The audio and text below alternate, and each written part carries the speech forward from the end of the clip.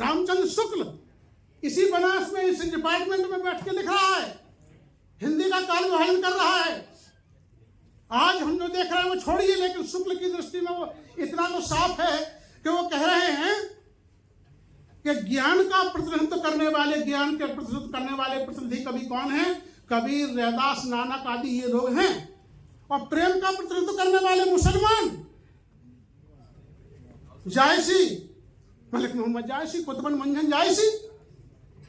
माने एक हिंदू का आचार्य ये कह रहा है कि प्रेम का प्रसार करने वाला मूल सूत्र जायसी दे रहा है, और वो कह रहा है कि मानस प्रेम भयो वैकुंठी, मनुष्य के प्रति प्रेम ही वैकुंठ जाना है। मनुष्यों के प्रति प्रेम है, वही पूरा वैकुंठ है, अलग से कहीं नहीं है। और सचमुच में होता तो अमेरिका तो निकाल लेता, सारी परियां और हूरें निकाल ले जाता, हम तो रह जाते, क्योंकि उससे तो कुछ ना बच पाता। यदि कहीं स्वर्ग या जन्नत होती तो बड़ी मुसीबत फंस जाती। जब सब कुछ खोज लिया है, खोज डालते कहाँ है? तो देखिए, शुक्ल जी ने कहा कि ज्ञान का प्रतिनिधित्व करने वाले कौन? हम। और सचमुच में देख रहा है ज्ञान का प्रतिनिधित्व करने वाले हम ही हैं। हमको चाक घुमाने का ज्ञान, हमको सिलाई का ज्ञान, हमको लकड़ी का सामान बनाने का ज्ञान। और बताओ, कोई ठाकुर चारपाई भर लेगा? किसी ब्राह्मण से कहो कि चाक घुमा के दिखाओ, घुमा लेगा? जूता बना के दिखाओ, बाल काट के दिखाओ। हाँ, ये हो सकता है कल नए कोर्स चले हैं कौशल विकास के करके ऑस्ट्रेलिया में बना सकते हैं, ये ऑस्ट्रेलिया में जाकर के बाल बना सकते हैं, ये हो सकता है। कौशल विकास में प्रमाण पत्र मिल सकता है, लेकिन इस देश में नहीं। तो ये एक बड़ी विचित्र बात है कि देखिए, ये सबसे महत्वपूर्ण बात है कि हमारे संतों का मिजाज ही कैसा। देखिए, कबीर साहब ने और हमारे गुरु रविदास ने कहा है कि हत्तन सौ काम कर, और हमारे हाथों को काम नहीं दिया जा रहा है। भोजन का पेट थमाया जा रहा है, मुफ्त का भोजन दिया जा रहा है। हम कहते भैया मुफ्त को नहीं है, हम ना हमारे पुरख है, मुफ्त के खाने की आदत हमें मत डालो, हम नहीं हैं। और सचमुच में जब से मुफ्त के खाने की कुछ लोगों को आदत पड़ी है, सारा समीकरण बिगड़ गया, सब बेकार हो रहा है। 80 करोड़ लोग एक और काजर महाशक्ति बनने जा रहे हैं, और 80 करोड़ को जो दे रहे हो, ये क्या है? एक पूरे इतने बड़े देश को भूख माने भिख, एक तरह से आपने क्या बना रखा, रोजी रोटी ही नहीं दे पा रहे हम। जहां कबीर साहब और हमारे गुरु रविदास जी कह रहे हैं कि हाथों को काम दो, और स्वराज वही है जिसमें अन्न मिले। भाई गुरु रविदास ने क्यों कहा कि सच्चा स्वराज क्या है? अन्न। क्योंकि सबसे बड़ी समस्या क्या थी हमारे लिए? धर्मशास्त्रों में ना हम अच्छा पहन सकते थे, ना अच्छा खा सकते थे, ना अच्छे दिख सकते थे, ना अच्छा पहन सकते थे। तो अन्न अच्छा खाएंगे तो मन भी अच्छा बनेगा। माने खराब अन्न खा करके भी और खराब परिस्थितियों में रह करके भी हमने गुरु रविदास पैदा कर लिए, ये नहीं कर पाया। असली बड़ी मुसीबत की चीज है कि तमाम खराब परिस्थितियों में बाबा साहब इतना पढ़ लिए कि कोई पढ़ा लिखा इतना हो ही नहीं पा रहा। कल्पना करिए, भाई बाबा साहब कहते थे कि शेरनी का दूध है शिक्षा, जो पिएगा वो दहाड़ेगा। तो मैं सोचता हूं कि बाबा साहब गलती कहां हुई? पढ़े तो हम भी, हमारे लोग डीलेट हैं, पीएचडी हैं, डॉक्टर हैं, इंजीनियर हैं, लेकिन बेचारों में चेतना नहीं आ पाई, झुके हुए हैं, गर्दनें नीचे पड़ी हुई हैं। क्या बात है? मतलब ऐसा तो नहीं कि शेरनी के नाम पर गधी का दूध दे दिया गया, बकरी का दूध दे दिया गया, क्योंकि मिलावट है, ये देश तो मिलावट का है। हो सकता है कि मुझे किसी तरह से थोड़ा 50% ठीक मिल गया हो, इन लोगों को 70% मिला है ठीक, दिमाग को भी ठीक कर रहे हैं। ये तो पक्का है 70-80% शुद्ध दूध मिला है, नहीं तो ये यहाँ बैठे ही ना होते, हो ही नहीं सकते थे। लेकिन जिन बेचारों के पास 6 डिग्रियां, मेरे ही लोग हैं, मेरे ही भाई हैं, लेकिन उनका दोष नहीं है। पीएचडी हैं, जेआरएफ हैं, नेट हैं, इंजीनियर हैं, आईएएस हैं, पीसीएस हैं, लेकिन बेचारे वही पानी का दूध पी करके बने हैं, मुसीबत में फंस गए। अब लोग कहेंगे यार बताओ ये तो गड़बड़ हो गया है, बाबा साहब का सूत्र गलत है। बाबा साहब का सूत्र नहीं है गलत, शेरनी का दूध के नाम पे दूसरा दूध दे दिया गया जैसे आजकल दिया जा रहा है। तो यह बड़ी मुसीबत है। देखिए संत हमें आगाह कर सकते हैं। तथागत जो है, देखिए तथागत को क्या किया, इस देश से निकाल दिया तो विदेश में फैल गए। अच्छा है पंजाब के लोग कनाडा चले गए, अमेरिका चले गए, तो हमारे पूर्वोत्तर के लोगों को, पूर्वांचल के लोगों को धान रोपने का पंजाब में मौका मिल गया, नहीं तो यही परेशान हो जाते, ठाकुरों की दातें खाते रहेंगे। अच्छा रहा, वो वहां जाकर के टोरंटो में अपना काम कर रहे हैं, हम उनके खेतों में धान रोप रहे हैं। उनके खेतों को हम सब, पंजाब को हम संभाल रहे, वो कनाडा को संभाल रहे, न्यू जर्सी को संभाल रहे। सोचिए, मतलब ये है कि इस भूमि में हमने महापुरुष पैदा किए लेकिन सम्मान करना नहीं सीखा। गौतम बुद्ध को हमने बाहर निकाल दिया, लेकिन अच्छा तथागत ने कहा था कि भाई जितने विद्वान हैं, जितने अच्छे लोग हैं, वो बाहर फैल जाओ, तो फैल जाओ, और दुष्ट लोग एक ही जगह रह जाओ तो दुष्टता ज्यादा नहीं फैलेगी। लेकिन उल्टा हो गया, तथागत का चूंकि अब है ही नहीं, रामराज्य है, तो दुष्ट लोग सब जगह फैल जाओ, यहां तक के ट्रंप के पास भी पहुंच जाओ, चाहे वो हमारी कुछ नहीं कर डाले, दुनिया में फैल जाओ, बुरे लोग सब जगह फैल जाओ। माने नफरत फैलाओ तो मंत्री पद, टिकट, और प्रेम की बात करो तो ऑनर किलिंग। ऐसा दुनिया में सुना है। प्रेम करने वालों को गोली से उड़ा दिया जाएगा। अभी निकला है वैलेंटाइन डे, आ रहा है, सतर्क रहना। माने देखिए, दहेज प्रथा का मुख्य कारण क्या है, यही चक्कर है। यदि ब्राह्मण लड़कियों को या ब्राह्मण लड़कों को या जाटों के लड़कों को, चंडाल के लड़कों को, हमारे लड़कों को ये हो पता है किसी से भी शादी कर लो, और जो पढ़ लिख करके बाहर पहुंच गया वो किसी से भी शादी कर रहे तो कुछ नहीं लग रहा, एक स्टाम्प पर खर्च हो रहा, बकाया कुछ नहीं लग रहा। और यदि चक्कर में फंस गए तब जाकर के लोग कहते हैं कि भाई शादियां तो जाकर के स्वर्ग में तय होती हैं, लेकिन स्वर्ग में बैठने वाला भी भयंकर जातिवादी है। जाटों की जाटों में भेज देता है, राजपूत की राजपूत में भेज देता है। ये नहीं लिख करके आता कि एक जापानी वाले से हो जाएगी इंडियन की, भाई थोड़ा प्रवेश कर दे, अरे एक आध को भेज दे, वो अपनी मर्जी से भले ही पहुंच जाए। तो बड़ा विचित्र हाल है। माने प्रेम करने पर, और प्रेम करने पर मारेगा कौन, जिसने नायों पाला है, मामा, फूफा, भाई, पिता।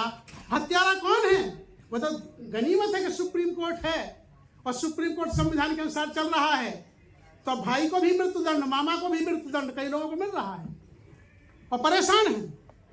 परेशानी यही तो है। सबसे पहले तो इंटरकास्ट मैरिज बाबा साहब ने की, सबसे पहले लाभ उठाया उन्होंने 48 में, 15 अप्रैल 1948 को रजिस्टर करा ली शादी। लोगों ने बड़ा जोर मारा, अमेरिका के अखबार में लिखा कि हिंदू धर्मशास्त्रों का सर्वनाश हो गया है। एक ब्राह्मण लड़की से जाकर के एक शूद्र ने, एक अस्पृश्य ने शादी कर ली। अच्छा हो, पटेल जी कुछ मामले में बहुत ठीक थे। उन्होंने जाकर के नेहरू जी को कटिंग भेजी उस अखबार की, वाशिंगटन डीसी की किसी के अखबार की पोस्टिंग थी। उन्होंने कहा कि देखो इस अखबार का यहाँ इसका एक्शन के लिए लिखो, प्राइम मिनिस्टर ये गलत प्रचार कर रहा है। डॉक्टर अंबेडकर की शादी ब्राह्मण महिला से हुई है या ब्राह्मण उनकी है, तो दोनों को गाली दी जा रही। ये क्या हो रहा है। माने प्रेम करने पर ये आफत। बच्चियां जो है मन का खिलौना ले लें, मन का कपड़ा ले लें, मन के इंस्टीट्यूशन पढ़ लें, लेकिन मन का राजा वो ढूंढ के रखा है, वहां मत करना। पूना गई हो, कैलिफोर्निया गई हो, बेंगलोर गई हो, यहाँ हमने रखा है, वहां मत करना। वहां करोगी तो परिवार विरोध हो जाएगा, बहुत मुश्किल, धर्म संकट में हो जाएगा। तो ये देखिए, मानुष प्रेम भयो वैकुंठी, जायसी कह रहे हैं कि मनुष्य का प्रति प्रेम है तुम्हारे प्रति। अब ये एकता की बात, अखंडता की बात, सब बातें कौन, हमारे महापुरुष कह रहे हैं। कबीर साहब देखिए, अब देखिए आजकल ये है कि जैसे रविदास को मैंने कहा कि ब्राह्मणों ने क्यों उनको मान लिया आखिरकार, इसलिए तब माना कंडीशन से, विष्णु को कंडीशन माना कि विष्णु के ही अवतार हैं, दुष्टता फैलाने के लिए आए। ऐसे ही गुरु रविदास को मान लिया, कहा कि नहीं पूर्वजन में ब्राह्मण थे लेकिन मांस भक्षण कर लिया था। गुरु जो है रविदास के गुरु रामानंद थे। धर्मवीर कह रहे हैं कि गुरु मक्खी तो हो सकती है, मच्छर हो सकता है, राम वो नहीं हो सकते हैं। क्यों नहीं हो सकते हैं? कि भाई गुरु होंगे तो भाई जैसे हिस्ट्री में जो फैकल्टी में जो विषय सब्जेक्ट है, अहरबाज साहब का PhD में वही लड़का तो आएगा, इन्वॉल्व कैसे, दूसरा थोड़ी होगा। अब ये होगा तो मुसीबत की बात में आपातकाल में भले ही हो जाए। जैसे देखिए, अब देखिए गुरु रविदास रामानंद के चेले, कबीर रामानंद के चेले, जबकि उम्र में बहुत अंतर है, वहाँ दूर दूर तक संबंध नहीं। और फिर सबसे बड़ी वो रामानंदी, तो फिर वहाँ रामानंदी वाले फिर काय को कहें, कबीर कहते हैं कि ना माला जपो, ना कर जपो, ना कुछ जपो, जपना है तो हमें ही जपो। कबीर मन निर्मल भया जैसे गंगा नीर, कबीर मन निर्मल भया जैसे गंगा नीर, और पाछे लागा हरि भरे कहत कबीर कबीर। भगवान की अटकी हो तो हमें भजे, तो वो भी दुनिया में उसको कुछ रह जाएगा, और नहीं भजेगा तो गया काम से। तो ये एक बड़ा, अब देखिए मुझसे विद्यार्थियों ने पूछा कि सर मीरा तो सगुण के उपासक हैं और रविदास तो निर्गुण के उपासक हैं, तो ये कैसे गुरु बन गए? जैसे आप कहते हैं रामानंद हो सकते, तो हम कहते हैं कि भाई नहीं हो सकते हैं। मैंने आपातकाल था ये, इसलिए कि भाई एक तो महिला और साधु बनना है, लोक लाज खोई। मीरा कहती है कि मेरे तो घर गोपाल दूसरा ना कोई, हम नाच रहे हैं, गा रहे हैं, हम तो महारानी पटरानी थे, हमारे यहाँ नहीं होता है। अब हमने बगावत कर दी, घर से महल से बगावत कर दी, मंदिर से दोस्ती कर ली। अब मंदिर में संत वही कहलाएगा, सन्यासी वही कहलाएगा, साधु वही कहलाएगा, साधु भी वही कहलाएगा जिसके पास लाइसेंस होगा। जैसे अभी ये एक हमारी साधु भी को भगा दिया, त्याग पत्र दे दिया, कल भाग गई। शंकराचार्य कुछ मुझे लगता पूरे कुंभ में ही नहीं रह पाई, सर्टिफिकेट खींच लिया। अब क्या है कि मुसीबत सर्टिफिकेट की है, तो अब उन्होंने निश्चय ही कहा होगा राजपूतों में कि भाई कोई जो है गुरु ब्राह्मण हमारे इसको मीरा को दीक्षित कर दो। तो कहा होगा कि किसी ब्राह्मण ने ये किया तो अल्टीमेटम दिया होगा, जैसा अल्टीमेटम छत्रपति शिवाजी के लिए दिया गया था, क्या किसी ने किया तो गड़बड़ कर देंगे। यद्यपि इसी काशी में सब प्रकार के लोग होते हैं, वहां से पहुंच गए गागा, अपने लेकर के चले आए। तो निश्चय ही ब्राह्मणों ने मना कर दिया होगा राजपूतों में, कहेंगे भैया हम रिश्ते उठाते हैं, राजपूत खतरनाक है, मार डालेंगे। तो कहा नहीं। अब जैसे किसी का JRF खत्म हो रहा हो और है BHU का, है JNU का, है दिल्ली का, तो कहेगा जौनपुर ही मिल जाए PhD के लिए, हमारा JRF तो बचे। ऐसे ही है कि भाई ये है कि मीरा ने सोचा जब नहीं है तो भाई हम तो जाकर के एक चमार की शरण में जाते हैं और देते हैं। उन्होंने कहा कि भाई फैकल्टी के बाहर का मामला है, लेकिन है तो क्षेत्र यही, जैसे फिजिक्स डिपार्टमेंट है और PhD हो जंतु विज्ञान में, तो कहेंगे यार क्या ये तो गड़बड़ हो रहा है। तो नहीं, अंतर अनुशासन चल गया आजकल, है तो साइंस का ही मामला, तो साइंस का ही मामला। तो कहा आखिरकार संत तो है यार, छोड़ो निर्गुण सही सगुण सही, लेकिन भाई ठीक है इसका लाइसेंस नहीं मिल पा रहा, हम मुक्ति के लिए दिए देते हैं। ब्राह्मण लामबंद हुए, वहाँ राजपूत लामबंद हुए, और फिर जाकर के प्राणों की बलि देना पड़ी हमारे महापुरुष को। लेकिन उनकी शरण में कोई आया है तो हुआ, गुरु मिले रविदास। कह रही मीरा कि मुझे रविदास, अरे उसने तो कहा है कि पूरा का पूरा साहित्य खत्म हो जाए गुरु रविदास का, केवल गुरु मिल या रविदास, मीरा का ये कथन रह जाए तो पर्याप्त है। तो मुसीबत में बनता भाई, हमें मुसीबत में कौन बनाएगा गुरु? वो यार जौनपुर से क्यों PhD कर रहा है, कुछ ना पूछ रहे, डॉक्टर साहब बर्बादी हो जाएगी। या मैं जौनपुर को बदनाम नहीं कर रहा, मैंने जौनपुर का मतलब कोई भी ऐसा विश्वविद्यालय जिसको हम लोग या और लोग तवज्जो नहीं देते हैं, वो वहां जाकर के उसको करना पड़े, लाइसेंस कहीं से अपना आजकल कह नहीं देते, कहीं से करो यार, PhD कर लो, कहीं से कर लो, MBBS कहीं से कर लो, 5 करोड़ वाला कर लो, नहीं मिलता है, 1 लाख वाला नहीं मिलता है तो छोड़ो। तो ये तो देखिए हमारे महापुरुषों के साथ ऐसे ही लोग शरण में आते हैं, वैसे सीधे तौर पे नहीं आते हैं, ऐसे ही केयर ऑफ आते हैं, और केयर ऑफ आके बड़े बड़े लोग आ जाते हैं। तो ये केयर ऑफ, अब देखिए 50 में हमको अमर देशवा, और ये इसी की वैलिडिटी है, अब राम राज्य की नहीं है। जैसे मुझसे कुछ लोग कहते हैं डॉक्टर साहब हिंदी के हो, आप कहते हो कि रीति काल में कुछ नहीं रखा, सूर साहित्य में कुछ नहीं रखा, तुलसी साहित्य में कुछ नहीं रखा, तो फिर आखिरकार कुछ बात तो होगी कि इसमें कुछ भी नहीं रखा। नहीं, मैंने रखा था, 50 तक रखा था। ये मेडिकल स्टोर पे दवा बिकती थी, इससे लोग ठीक होते थे, लेकिन अब उसकी डेट निकल गई है, डेट निकल गई, मारे जाओगे। अब ढोल गमार शूद्र पशुनारी कहोगे तो पीटे जाओगे। अब बिहारी के दोहे पढ़ाओगे तो पीटे जाओगे। स्त्री विमर्श का दौर है, अब नहीं चलेगा वो काम।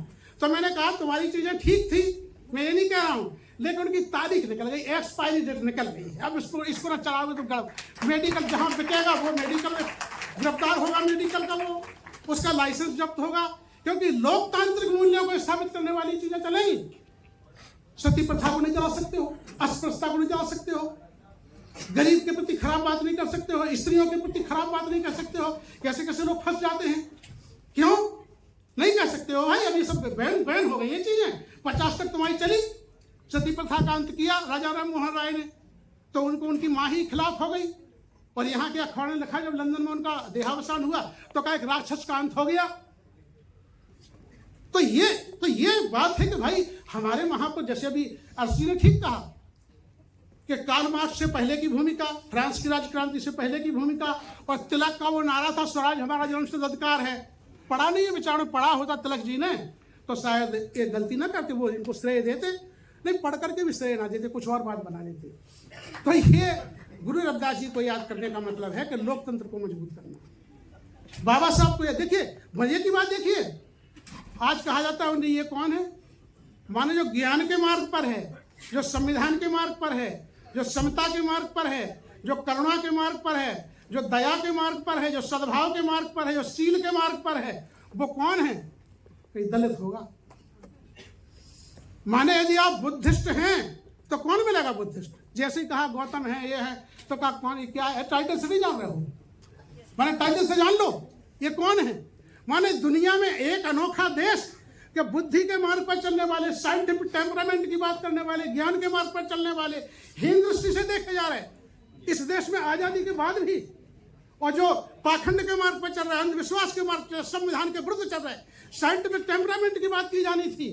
सरकार को, हर सरकार का यह कर्तव्य था कि साइंटिफिक टेम्परामेंट की बात करे, अपने नागरिकों को सभ्य बनाए। और हम आस्था के नाम पर, वो तो गनीमत है कि आस्था, हो सकता है सरकार को पता ना हो कि वास्तव में तो ये पता था कि सपा है, बसपा है, तमाम सरकार हैं, कम्युनिस्ट हैं, अर्बन नक्सल हैं, आस्था खत्म हो गई होगी। लेकिन उन्हें क्या पता कि अभी भी ऐसे बावले लोग हैं कि कहना पड़ रहा है स्टेशन बंद, सारा कुछ बंद, मत जाओ, कहीं भी स्नान कर लो। अरे ये पहले ही कह देते कहीं भी स्नान करो, तो फिर हमारे कबीर हमें इनसे ही ले लेते भाई कि गंगा में के किनारे रहकर कह रहे मन चंगा तो कठौती में गंगा। सबसे बड़ा तो यही है। ये कह दो मुसीबत तो ना आती सरकार के लिए, जो मुसीबत आ गई, अब फंसा हुआ है, हाउस अरेस्ट है पूरा यूपी। कहीं भी निकलो, मैं भी आया तो बड़ी आपको में आया कि कैसे पहुंचूंगा एमपी अहरवाल साहब से, हाँ कह दी। बनारस जाना है तो बनारस तो बड़ी मुसीबत की गलियां हैं ही, कुछ ठीक की नहीं है, लेकिन फिर भी तमाम आड़ पैस तो है ही। तो ये गुरु रविदास को देखिए, ये संत हमारे ना होते तो कल्पना करिए आज हम बात किस पे करते हैं। ये संत महापुरुष है, इतने अच्छे संत महापुरुष हैं तो बात हो रही है। ज्ञान परंपरा देखिए, गुरु अर्जन देव यदि संपादित नहीं करते 1604 में, 40 पद हमारे वहां ना होते तो सच मानो। देखो ये एक ईमानदारी की बात है। आज जो जलवा गुरु रविदास जी का उनकी वाणियों में तो है ही, हम कमतर नहीं कर रहे, लेकिन उनके अनुयायी यदि पंजाब के ना होते तो शायद रौनक जो इतनी है वो भी ना होती। क्योंकि भाई अनुयायी कैसे हैं, आपके भक्त कैसे हैं, आपके मानने वाले कैसे हैं। आप देखो परचम लगा रहा तो मानने वाले कैसे हैं, लेकिन वो हमारे मानने वाले कबीर साहब हमारे, यद्यपि साहित्य में कबीर को ज्यादा महत्व मिला है एमए में, रविदास को वो महत्व नहीं मिला। लेकिन रविदास को लोकतंत्रात्मक मूल्य में सब में मिला है। कबीर ने स्वयं माना है कि गुरु रविदास तुम्हारे बड़े भाई हैं, हमारे सब कुछ यही है। माने तुम कबीर को मान रहे और कबीर साहब किसको मान रहे, गुरु रविदास को मान रहे। तो ये अच्छा है कि भाई हमारे महापुरुषों ने जो मार्ग दिखाया है बहुत दूरदर्शी मार्ग है, हजारों साल तक चलने वाला मार्ग है। अब कोई भी देखिए, अभी इस समय फंस गए एक जने पार्लियामेंट में कि हम भाई मनुस्मृति के ऐसा कह दिया, लेकिन जिन्होंने मनुस्मृति जलाई उनके अनुयायियों को कोई करेगा बाहर। क्यों? कि हम किसके मार्ग पर हैं?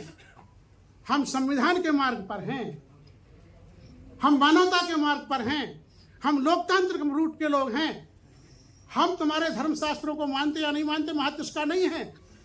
हम मनुष्यता की डिग्निटी को मानते हैं, हम महिलाओं की डिग्निटी को मानते हैं, हम देश में साइंटिफिक टेम्परामेंट की बात करते हैं, और ऐसे ही महापुरुषों पर हम सम्मेलन करते हैं, ऐसे ही महापुरुषों पर हम गोष्ठियां करते हैं, ऐसे ही महापुरुषों पर हमारे कार्यक्रम होते हैं, ऐसे ही महापुरुषों के बीच में हम उपस्थित होते हैं। आज संत रैदास की जयंती ना होती है, संत रैदास हमारे बीच में ना होते तो अमृत काल में कालीचरण स्नेही को कौन बुलाता?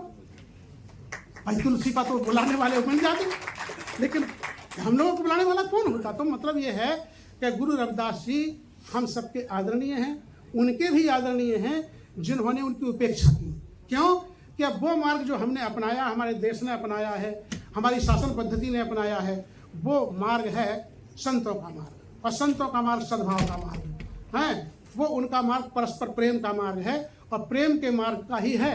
यद्यपि सरकार घोषित रूप में तो ये नहीं कह सकती हम नफरत के मार्ग पर हैं, प्रेम के मार्ग पर हैं। अब उनका प्रेम कहाँ है वो बात अलग है। तो ये हमें देखना है कि भैया हम संतों की वाणी पर यकीन करने वाले लोग हैं, हम अपने संतों की जो वाणी है जो संविधान में समाहित है उसके बीच में हम बात करने वाले हैं, हम इसी पर चलने वाले लोग हैं। हमें अपनी बात रखने का आपने मौका दिया, बुलाया।